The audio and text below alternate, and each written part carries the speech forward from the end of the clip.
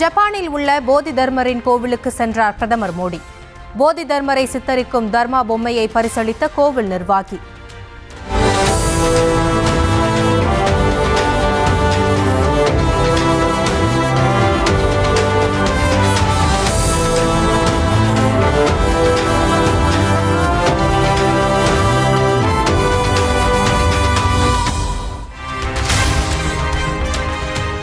இந்தியாவில் அரசியலிலும் பொருளாதாரத்திலும் நிலைத்தன்மை இருப்பதாக பிரதமர் மோடி பேச்சு. மூன்றாவது மிகப்பெரிய பொருளாதாரமாக இந்தியா விரைவில் மாற உள்ளதாகவும் ஜப்பானில் பெருமிதம். வாக்கு திருட்டு புகாருக்கு நீதி வேண்டி வாக்காளர் உரிமை பேரணி செல்லும் ராகுல் காந்தி. பீகாரின் பெட்டியா நகரின் ஆயிரக்கணக்கான காங்கிரஸ் தொண்டர்களுடன் ஊர்வலம்.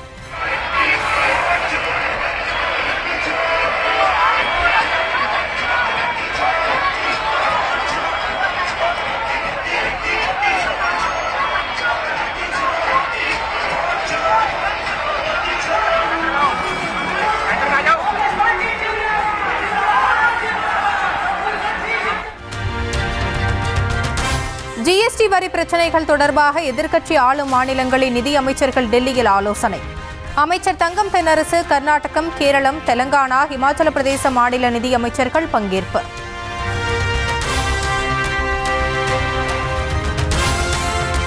தெலங்கானா மாநிலம் மேடக் மாவட்டத்தில் பெய்த கனமழையால் கோவிலில் வெள்ளப்பெருக்கு.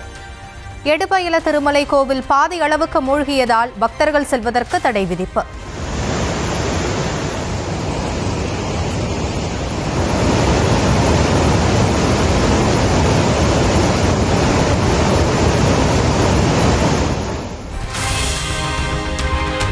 உத்தரகாண்டின் ருத்ரபிரயாக்கில் பெருமழை வெள்ளத்தால் நிலச்சரிவு. ஏராளமான குடியிருப்புகள் மண்ணில் புதைந்துள்ளதால் அச்சம்.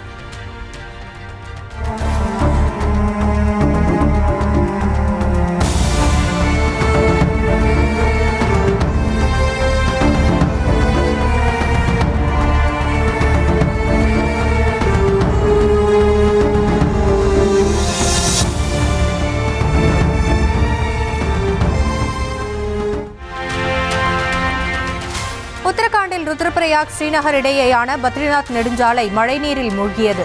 போக்குவரத்து தடை செய்யப்பட்டு பயணிகள் திருப்பி அனுப்பப்பட்டனர்.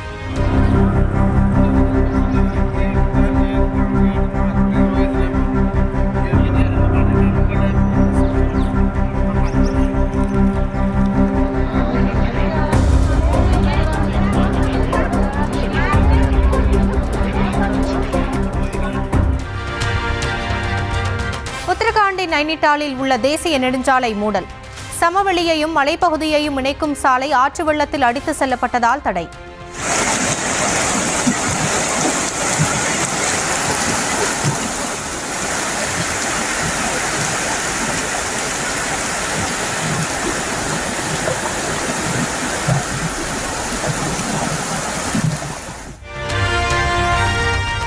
தொடர் கனமழை வெள்ளம் காரணமாக கங்கையில் அபாய அளவை கடந்து பாயும் வெள்ளப்பெருக்கு. ரிஷிகேஷ் மற்றும் ஹரித்வாரில் கரையோர பகுதிகளில் வசிக்கும் மக்களுக்கு வெள்ள அபாய எச்சரிக்கை. श्रीनगर बांध से जल छोड़ दिया गया है, जो कभी भी नीचे घाटों पर पहुंच सकता है। आप लोगों से निवेदन है, सुरक्षित स्थानों की तरफ चले जाएं, खासकर अपने छोटे बच्चों को लेकर जल से दूर रहे, घाटों से दूर रहे।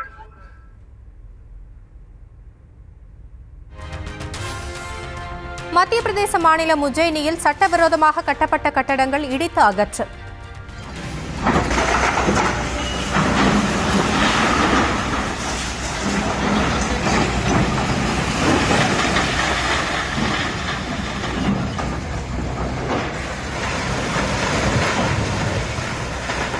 பலத்த போலீஸ் பாதுகாப்புடன் ஜேசிபி மூலம் கட்டுமானங்களை அகற்றி அதிகாரிகள் நடவடிக்கை.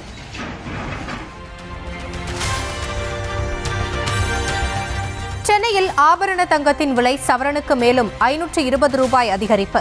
ஒரே நாளில் 1040 ரூபாய் உயர்ந்து பவுன் 76,280 ரூபாய்க்கு விற்பனை. தேர்தல் ஆணையத்தின் செயல்பாடு குறித்து மக்களிடையே விழிப்புணர்வை ஏற்படுத்த வேண்டிய சூழல் உள்ளதாக முதலமைச்சர் மு.க.ஸ்டாலின் பேச்சு. வாக்காளர் சிறப்பு திருத்தத்தின் மூலம் பீகாருக்கு ஏற்பட்ட நிலை தமிழகத்திற்கு ஏற்பட்டுவிடக் கூடாது என்பதில் விழிப்புடன் இருப்பதாகவும் உரை. சகோதரர் ராகுல் காந்தி நடத்தி கொண்டிருக்கிற அந்த விழிப்புணர்வு பயணத்தில் நான் பங்கேற்றேன் என்பது உங்களுக்கெல்லாம் நன்றாக தெரியும்.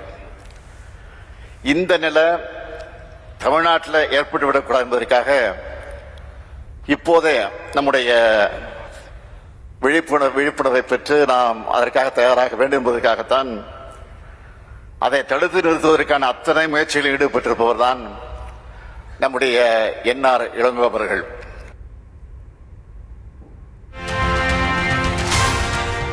நாளை தொடங்கி ஒரு வாரத்திற்கு இங்கிலாந்து, ஜெர்மனி நாடுகளில் சுற்றுப்பயணம் மேற்கொள்ள உள்ளதாக முதலமைச்சர் அறிவிப்பு.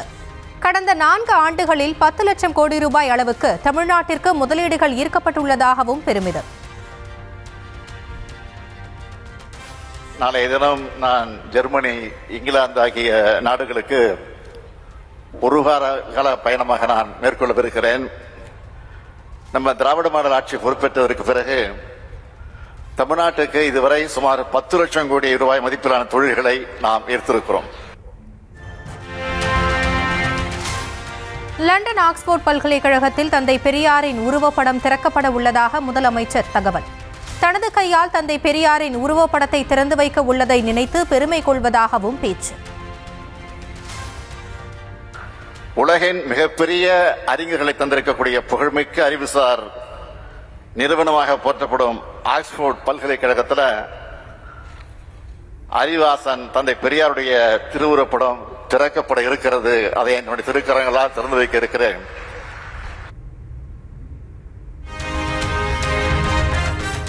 உங்களுடன் ஸ்டாலின் முகாமில் பெறப்பட்ட மனுக்கள் திருப்புவனம் வைகை ஆற்றில் மிதந்து வந்ததால் அதிர்ச்சி. கடந்த மாதம் பெறப்பட்ட மனுக்களுக்கு தீர்வு காணப்படாத நிலையில் ஆற்றில் மிதந்து வந்ததால் பரபரப்பு.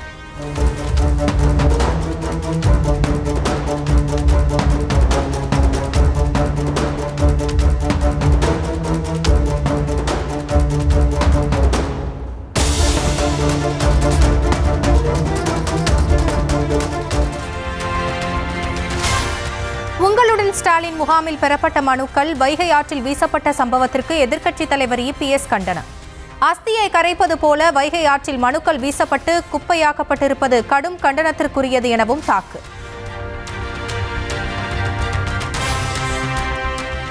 நீட் ஒழிப்பு மாநாடு நடத்தி மாணவர்களிடம் வாங்கிய படிவங்களையும் காற்றில் பறக்கவிட்டதாக இபிஎஸ் குற்றச்சாட்டு. எதிர்க்கட்சியாக இருந்தபோது பெறப்பட்ட மனுக்களின் கருப்பு பெட்டி சாவியை காணவில்லை எனவும் விமர்சனம்.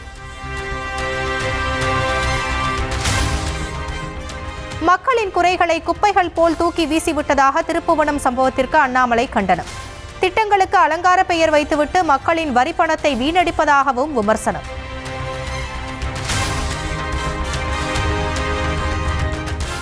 உங்களுடன் ஸ்டாலின் முகாமில் பெறப்பட்ட மனுக்கள் திருப்புவனம் வைகை ஆற்றில் மிதந்த விவகாரம். சம்பந்தப்பட்ட அதிகாரிகள் மீது வழக்கு பதிவு செய்து விசாரணை நடத்த சிவகங்கை ஆட்சியர் உத்தரவு.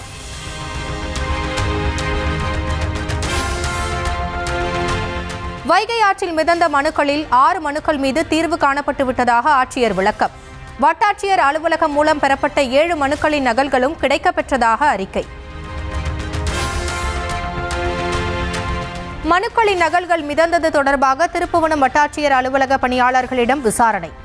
வருவாய் கோட்டாட்சியர் சார்பில் மாவட்ட எஸ்பியிடமும் புகார் அளிக்கப்பட்டுள்ளதாக மாவட்ட ஆட்சியர் தரப்பில் தகவல்.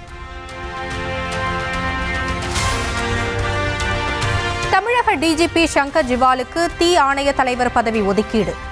ஓய்வு பெற உள்ள நிலையில் புதிதாக உருவாக்கப்பட்ட தீ ஆணையத்திற்கு தலைவராக நியமனம்.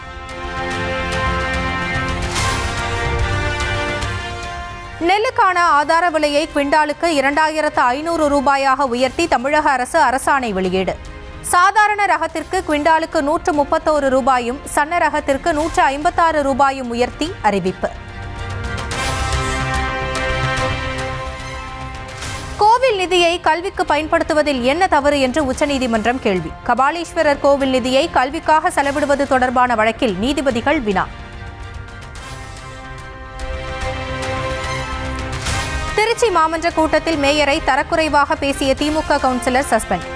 தன்னுடைய வார்டில் தன்னிச்சையாக குடிநீர் குழாய் அமைக்க முற்பட்டதை கண்டித்ததால் ஆத்திரம்.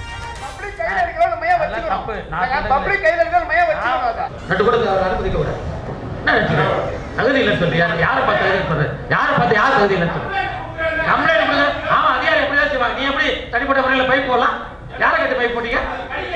ஏன் படிக்கிறது அர்த்தம் முதல்ல செஞ்சது தப்பு தானே, செஞ்சது தப்பு உணரணும். 2 கொடுத்து இது பண்ணுங்க, 2 கொடுத்து வரக்கூடாது. தகுதி இல்லைன்னு சொன்னா தகுதி வந்துடும். மாவட்ட உறுப்பினர் நீலகிரி, தேனி, தென்காசி மற்றும் கோவை மாவட்ட மலைப்பகுதிகளில் இன்று கனமழை பெய்யக்கூடும் என்று வானிலை மையம் கணிப்பு. தென்னிந்திய பகுதிகளின் மேல் நிலவும் வளிமண்டல மேலடுக்கு சுழற்சி காரணமாக பலத்த மழைக்கு வாய்ப்பிருப்பதாக தகவல். ராஜீவ்காந்தி மருத்துவமனையில் சிகிச்சை பெற்று வரும் பொது உடைமை கட்சி மூத்த தலைவர் தோழர் நல்லக்கண்ணுவை நேரில் சென்று பார்த்தார் முதலமைச்சர் மு க ஸ்டாலின். அளிக்கப்படும் சிகிச்சைகள் குறித்து மருத்துவர்களிடமும் கேட்டறிந்தார்.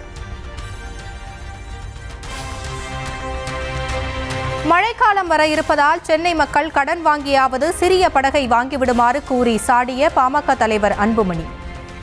மழை வரப்போகுது. சென்னை வாசிகளே, சென்னை மக்களே, தயார் செய்து கொள்ளுங்கள், உங்க வீட்டை பாதுகாத்துக் கொள்ளுங்கள். ஏன்னா திடீர்னு எண்ணெய் எப்போ தண்ணி போகிறோம் தெரியாது உங்களுக்கெல்லாம். தூங்கிட்டு இருப்பீங்க, திடீர்னு பார்த்தா தண்ணி போந்துடும். அதனால மழை காலத்தில் உங்க பொருள் எல்லாம் மொட்டை மாடியில் பத்திரமா வச்சுக்கோங்க. எங்கேயாவது எப்படியாவது கடனை வாங்கி ஒரு போட்டு, சின்ன ஒரு போட்டு வாங்கி வச்சுக்கோங்க. போயிட்டு வரது எப்படியாவது 5-6 நாள் தண்ணி சாப்பாடு உங்களுக்கு கிடைக்காது. திண்டிவனத்தை தாண்டி வந்து சென்னையில் நடைபெறும் மழைநீர் வடிகால் பணிகளை பார்க்குமாறு அன்புமணிக்கு அமைச்சர் மா சுப்பிரமணியன் பதிலடி. அரசியலுக்காக பேசுறது எது வேணாலும் பேசலாம். அவர் திண்டிவனத்தை தாண்டி வந்து சென்னையில் நடைபெற்று கொண்டிருக்கிற பணிகளை ஆய்வு செய்துவிட்டு பிறகு அதை சொன்னால் நன்றாக இருக்கும். அவர் கிண்டிக்கு வர வேண்டும், திண்டிவனத்தில் இருந்து மட்டுமே அதை சொல்லக்கூடாது. அரசு பள்ளி மாணவர்கள் 28 பேர் சென்னை ஐஐடியில் இணைந்திருப்பதாக அமைச்சர் அன்பில் மகேஷ் கூறியிருப்பது முழுக்க முழுக்க மோசடியான அறிவிப்பு என்று அன்புமணி கண்டனம். ஐஐடி பட்டப்படிப்பு வரம்பிற்குள் வராத சாதாரண பிஎஸ் படிப்பில் சேர்ந்ததை திரித்து கூறி பொய்யாக தம்பட்டம் அடிப்பதாகவும் சாடல்.